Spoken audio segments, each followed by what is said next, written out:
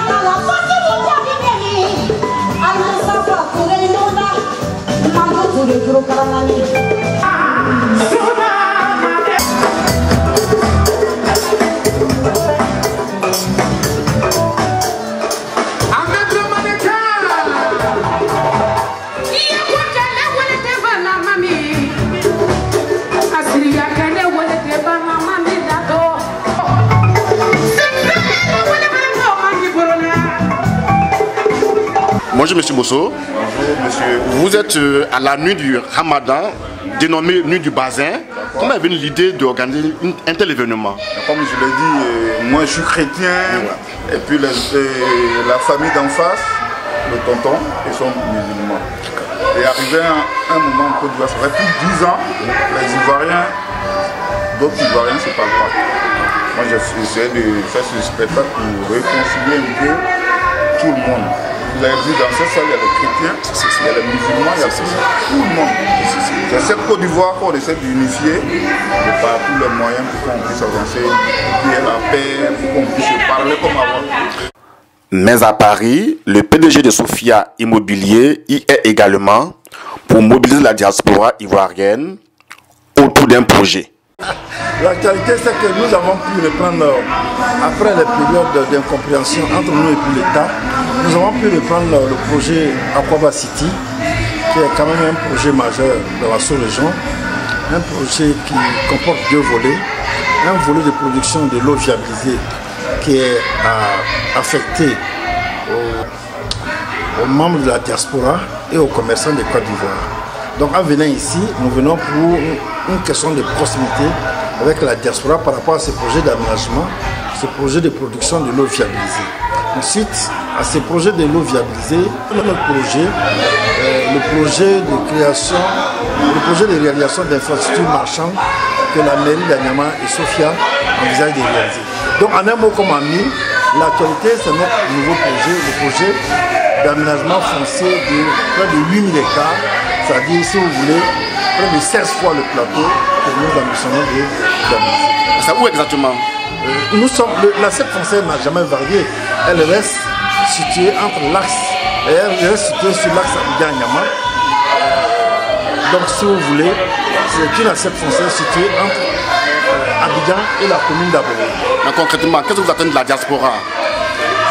Ce que nous voulons proposer à la diaspora, vous savez que depuis 1980, l'État s'est retiré du secteur de la production de l'eau viabilisée. La rareté de l'eau viabilisée et les conditions souvent pas sécurisées de production de l'eau ont amené la diaspora à se désintéresser un peu à notre projet et à se désintéresser aux propositions faites par les opérateurs privés du secteur de l'aménagement foncier.